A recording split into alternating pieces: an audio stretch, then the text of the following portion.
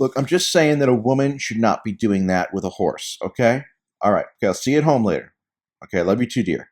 Bye-bye. Oh, hello there. I didn't even see you. Yeah, this is another edition of Overrated, Underrated, Properly Rated. If you don't know the rules by now, it's pretty simple. Just sit back, relax, and enjoy or get offended by my opinions that you, my fans, have asked me for. Let's go. Demon Shooter. Chess, a game that existed 1,000 years ago and is still being played around the world. I have honestly never played chess that seriously or sat down to play it. To me, it's just too complicated. I never really found the desire or the time to get to learn it and become good at it. But I know that it has a very, very elitist stench to it. So I'm going to say chess is overrated. Jordan Petzold, Ichiro Suzuki. If he entered the league a few years earlier, he might be the all-time leader in hits and was an amazing outfielder. That he was. He was a great contact hitter. He was a great outfielder. He had a strong arm. But the thing is, he didn't hit for really any power at all. So while he was a great contact hitter and he racked up a bunch of hits, which is why he's going to get into the Hall of Fame, if you look at like his OPS plus and things like that, really not as good as you would expect. But still, yeah, if he had started his entire career in his early 20s, he obviously could have approached Pete Rose's all-time hits record. I'm going to say he's properly rated. Kev Dez. The Sacramento Kings this season, a team that has surprised everyone, especially after starting the year 0-4. They are now well-respected and are one of the best clutch teams in the league and one of the best in the West. However, they aren't considered a playoff threat due to being a young and inexperienced team. It's not just that they're young and inexperienced, it's that they have absolutely no idea how to play defense. They are one of the worst defensive teams in the league, and when you get to the playoffs, it's the ability to get stops late in close games that matter. And the way things are shaping up, I just have a feeling they're going to face the Warriors in round one, and the Warriors are this experienced juggernaut when it comes to the playoffs, and the Kings will lose in 4 or 5 games. But still, they are a great story. It's great to see basketball, good basketball, back in Sacramento again, because the atmosphere there is great. I just don't think they have enough defense and experience to really do anything in the playoffs. So I'm going to say that they are properly rated. Mark Engelmeyer. As a Halloween fan, I'm interested to hear your thoughts on Halloween 3. I hated it when I was younger, like everybody else, because it had no Mickle-mers. But the older I got, I see why it has such a cult following. It's actually a damn good movie. You also can't go wrong with Tom Atkins. Yes, you cannot go wrong with Tom Atkins' mustache, although I will say I was extremely disturbed by the premarital sex scene in the movie. It was just made me throw up, okay? On its own, as a standalone film, Halloween 3 is not a bad film, but the thing is that when you go to see a Halloween movie, you go to see Michael Myers. So it's kind of like when you go to see the Chicago Bulls in the 1990s, you go to see Michael Jordan play. You don't go to see Pete Myers. You know what I'm saying? That was just a coincidence that Michael Myers and Pete Myers, the guy who replaced MJ after he retired the first time, have the same last name. I did not mean that. Either way, I would say Halloween 3 is underrated. Sphere Cube. Daft Punk. Their music has always put me in a good mood, and they have given a lot of people their introduction to disco and techno. Would love to hear your thoughts. Love the vids. Thanks. I think Daft Punk was great. I remember growing up and their song One More Time, and their music video was like these blue people on a planet dancing. They just had a great talent and they had great beats, and they did it for years. So I think Daft Punk is properly rated as one of the greatest bands of all time. Logan Newcomer. PFF Grades. Some people seem to love them and support their grades as top tier factual information, while others hate them and think their grades are totally bullshit. Personally, I'm somewhere in the middle, but want to hear what you think about them. I'm pretty sure I've already answered this one, but who cares? It's my channel. I can do what I want. I'll answer it again. I think PFF Grades, if you judge every single thing by them, then it's not good. Everything needs to be used in moderation. I think they are useful if they are just a part of your analysis, especially when it comes to offensive, defensive linemen, because those guys are the guys that when you're watching a football game, you don't really look at those guys. So you're looking at the skill position players. So I do think PFF Grades have their use. I do think there are some smart people who work at PFF. And I think overall, I would say the hate and the love for it balances out. So I'd say it's about properly rated. Latibid and Moist. Adrian Peterson is obviously one of the top running backs ever, but he did get hurt a bit, but was dominant when healthy. He was an amazing pure runner, and that was about it. He really wasn't worth anything in pass protection despite his massive strength, and he really wasn't much of a pass catcher. He was really the last of a dying breed, the old school workhorse back that gets you 300 plus carries, and also just what a loving father he was. Just an incredible loving father. He's going to be in the Hall of Fame, and I mean, I can't say he's overrated because he was the best running back in the league for a decent amount of time, but I certainly am not a fan of the guy. guy off the field. But either way, I would say he's properly rated. Sonic Guy 74. Rugby, the precursor and inspiration to American football. As an American who played both, I wonder why it hasn't taken off as a spring substitute for football. Would love to hear your thoughts on this one. I think partially, once NFL season is over, I think Americans in general are football fatigued and we need a little bit of time to reset our batteries, which is also why you see all these spring leagues usually don't do that well. The other reason is rugby is just a lot more boring. There's not really as much passing. It's just a lot of scrums and it really is not the same thing outside of the physicality. But for another country who doesn't have the NFL, I can understand why they need to get their fix of a violent sport. That's it. But it's pretty well below NFL football in terms of quality and entertainment to me. So I'm going to say rugby is overrated. Videotapes. Nu metal. Many people remember it as a cringy footnote in history, but a lot of the bands from that scene like Deftones, System of a Down, and Linkin Park are enjoying a ton of retrospective acclaim today. Would love to hear your take and keep up the great content, Barry. Admittedly, I am a nu metal guy. I listen to a lot of nu metal songs to work out. Just the certain sound and the feel to it just, I don't know, I always liked it. So you can judge me, you can hate on me, but guess what? I don't care because sticks and stones may break my bones, but words will never hurt me. Nu metal, underrated. Azarian Francis, Cosmo Kramer, one of the best sitcom characters ever, but I never heard him talked about as much as characters from other sitcoms. He had unbeatable slapstick. I wouldn't say that he wasn't talked about as much as other characters. I think Kramer is one of the most, if arguably not the most famous sitcom character ever. I think that the actor, Michael Richards', let's just say off-camera problems since Seinfeld's run have kind of maybe dampened Kramer's likability rating and his Q rating a bit, but still, he's one of the best characters ever, and Seinfeld's one of the best shows ever. So I would say Cosmo Kramer is properly rated as one of the greatest characters in television history. Daniel Mashanik, the John Wick series. I've always loved the initial 3 movies, and I've heard this new one is the best of the bunch. Personally, I think they deserve the praise. Curious if you agree. Keep up the great work. Thank you. I honestly and truly believe the reason why the John Wick movies have been so successful, not just some other crappy franchise of action films like we see so often, is because they had a dog get killed, and people relate to dogs and animals. So when they had John Wick's dog get killed early in the original one, people were like, oh my god, I can relate to this guy. And it worked, because quite honestly, when I see the John Wick films, I'm like, these really are kind of the action stuff. Yeah, it's entertaining, but I don't really see much reason for why it's that much better than some other action movies. But I feel like it's gotten that Fast and the Furious thing now, where it's kind of become aware of itself and it's created its own world, and the train just keeps rolling and you can't stop it. So we're probably going to have 10 John Wick films. But the key part was them having a dog get killed. That really, really pulled on people's heartstrings and got them to buy into the character in the original one. So I'm going to say the John Wick series properly rated. Chris Connor, Todd Gurley, my personal favorite player of all time, had a great start to his career, but injuries made him fade out of the league. Gurley was a very good running back. I think he was a bit of a goal line merchant, which inflated his stats and really gave him some unwarranted praise. I'm going to say that while I think he was good, obviously, I think he was overrated. Mads Lilleleen, hope I said that right. Tyrese Haliburton went from being viewed as a role player caliber to then being an all-star with awesome playmaking and an excellent future ahead of him. Tyrese Haliburton is a very good player. The problem is that he plays in Indiana, and the Pacers will never win anything important as long as they play in the NBA. That's just a fact. So Tyrese Haliburton is underrated, but he's never going to win anything as long as he plays in Indiana. Jacob Adams, Mike Smith, head coach of the Falcons from 2008 to 2014. He was a huge part of turning the franchise around after the early 2000s. People forget about him because of his lack of playoff success, but I don't think he gets the credit he deserves for making the team relevant. Curious to hear your thoughts. Love the channel. Thank you. I think there's a couple reasons. One, he never won anything. The Falcons, in his 7 years there, I believe they won 1 playoff game. And also his name, Mike Smith. It's the most common name ever. So if you ask a person, hey, do you know Mike Smith? There's probably like 10 different Mike Smiths that will come up in their mind for it. So they never won anything. He has a super generic, probably the most generic name possible. So those are 2 things working against him. I think he was a good coach, but I wouldn't say he was great. I would say he was properly rated as a good, not great coach.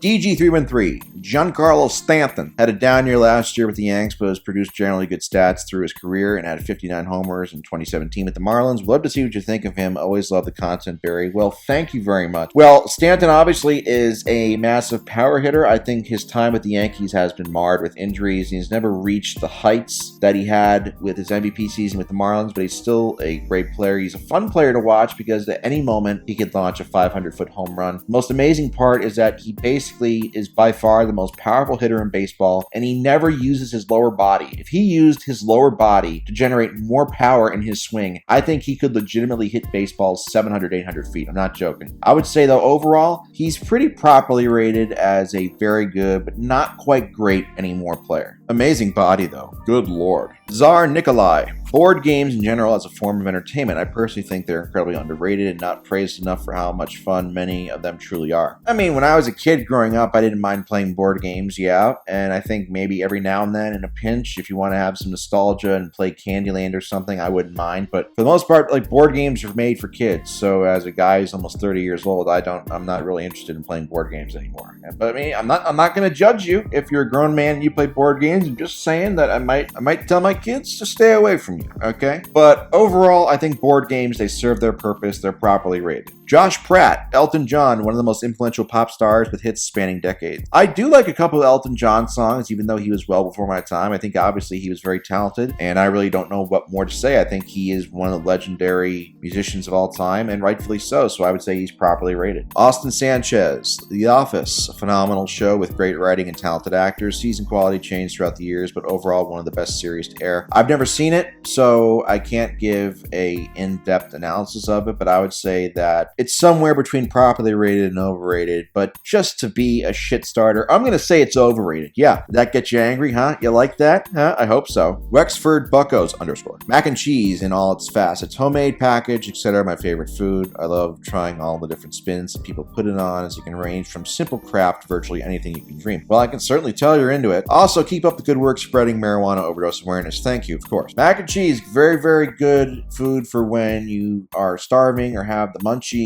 and you just need something to fill up your gut. I haven't had it in a while though, but it's certainly been there for me in the past. I would say that it is properly rated as a very, very good food. Matthew Griffith, I would love to hear your take on superhero movies, particularly Marvel. They were very good in the 2010s, but really fell off this decade. Thanks for giving me something to watch while I eat. Well, that's what really matters. You're welcome. I would say that superhero movies, to me, they're like fast food for the eyes. If they're not supposed to be Oscar-worthy, they're not supposed to be some legendary, amazing film, but under the right guidance, under the right director, they can be a genuinely good film, like Captain America Winter Soldier. I love that movie. I think, they're good. I don't think that I would consider myself to be a major fan of them, but they are a good escape if you want to just escape from reality for 2.5 hours or so and just turn your brain off. So I think if you take them too seriously, you'll hate them, but just enjoy them and just don't evaluate them as a serious movie and you'll be fine. So I'd say superhero movies, for the most part, underrated, actually.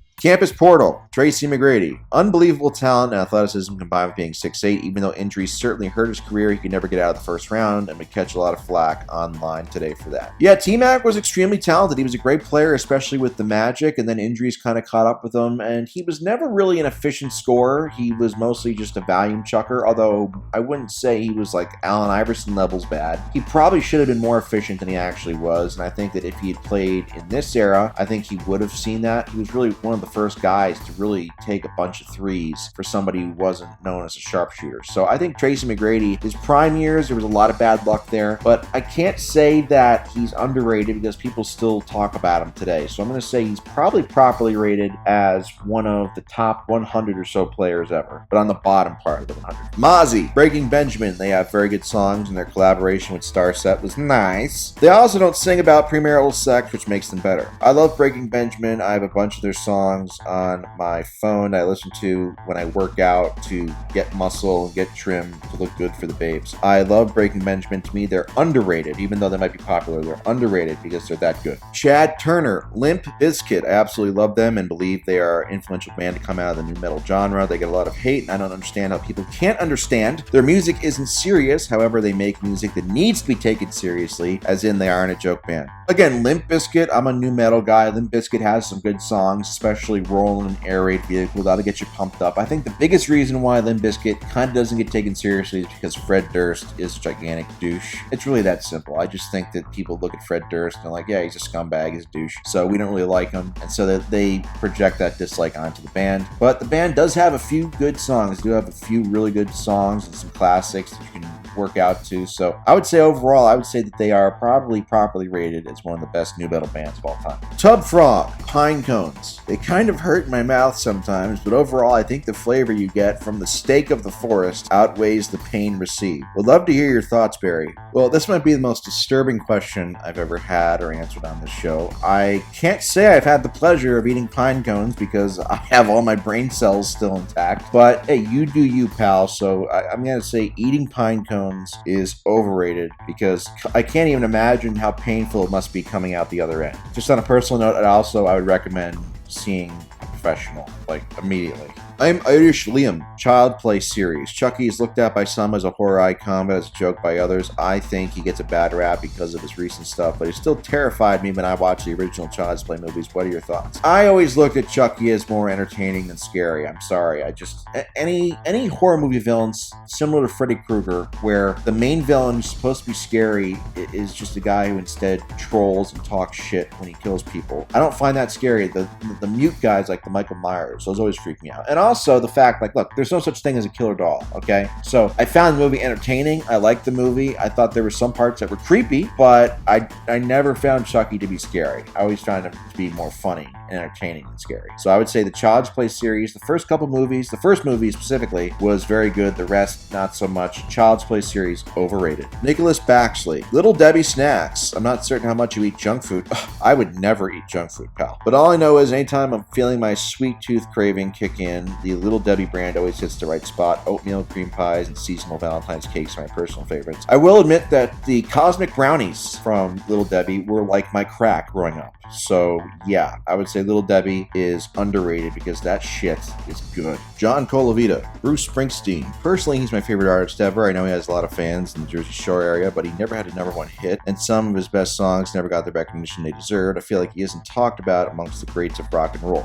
Love the content, Barry. Thank you very much. I think Bruce Springsteen is one of the most famous musicians on the planet, so I'm not sure how exactly he would be underrated. I think he has a couple good songs. I know that sports writers, for some reason, everywhere have a fetish for him. I think he's okay. He's okay. I wouldn't say he's great. I think he's okay. I think he's a little bit overrated. Big Boy 8.0, Whiplash, my favorite movie ever. My family finds it overrated, but I love it. I would love to hear your thoughts and keep up the good work. I love the movie. I think it's a hidden gem. I think that J.K. Simmons' character, where he's a psychopathic music teacher, although I don't know if music teachers are really that psychotic in real life. I just thought it was a good, entertaining movie with a lot of good performances, even though I'm not necessarily the biggest Miles Teller fan. I'm going to say it's underrated. Mary Shaw, Charles Barkley, an absolute phonem in his prime, and one of the best rebounders ever. An amazing score and pretty good efficiency metrics. Never won a ring, but came close in '93 in a nail-biter series against the Bulls. Personally see him as top 25 ever, and easily top 5 power forward ever. Would love to hear your thoughts. Barkley was certainly a great player. He was a freak of nature in the sense that he was 6'4", but he was really athletic and just pretty fearless on the boards. Wasn't much of a defender, didn't have a great work ethic, and that's a big reason why he never really won a championship or really came close outside of '93. He's also one of the worst jump shooters to ever play in the league. So a lot of his superhuman efficiency early in his career was due to him being close to the basket. And as he got older and drifted away and started taking more perimeter shots, his efficiency declined pretty well. I would say Barkley is rightfully considered one of the best players of all time, but he was flawed, so he's properly rated.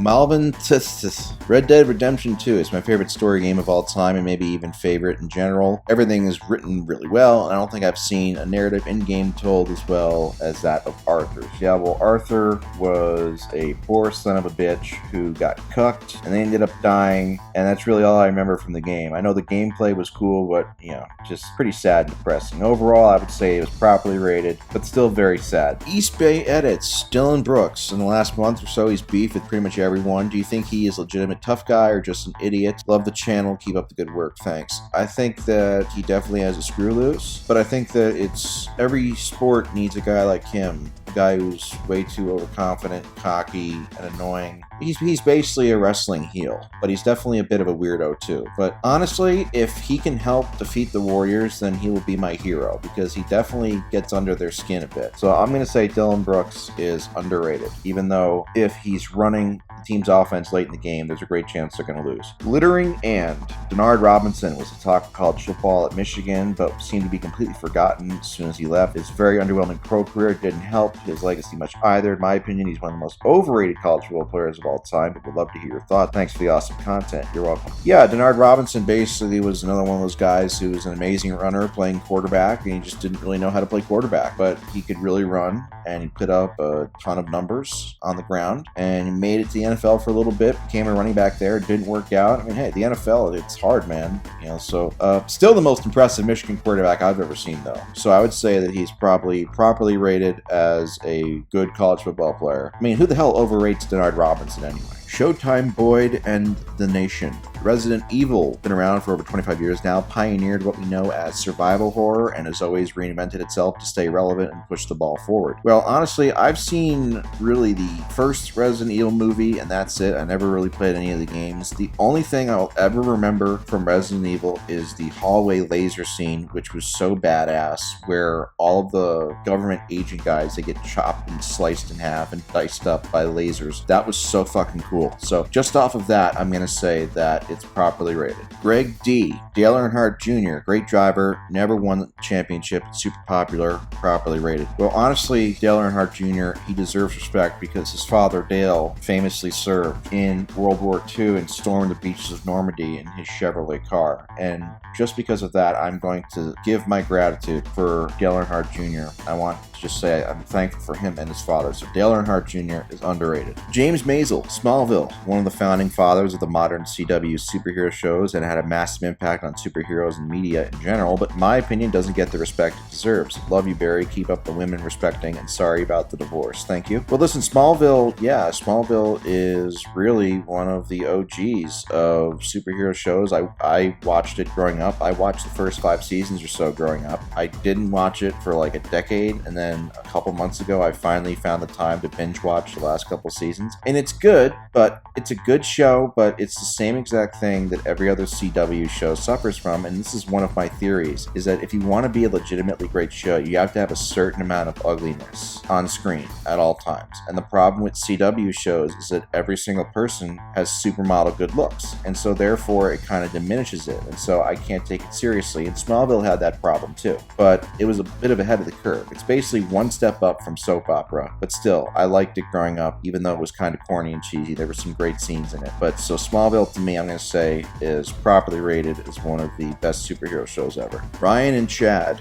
Markelle Fultz, arguably the best to do it, and still so much time left. Well, I agree. Among NBA players named Markelle Fultz is the best to do it. I think that he is salvaged his career somewhat, but he still obviously remains one of the biggest draft busts in history because he was drafted first overall by the Sixers and he did literally nothing with them. So even if he does become an all-star or whatever in Orlando, which is like purgatory, he still isn't a dominant player, which is what you expect out of a number 1 pick. So I would say that Markelle Fultz and his supporters, he's overrated. Ooga Booga, Saving Private Ryan. I thought this movie is one of the greatest of all time, but I never hear people talk about it. Love the channel. Keep it up. To me, it's one of the greatest comedy movies of all time. It was hilarious. And Saving Private Ryan. Okay, I was thinking of another movie. Yeah.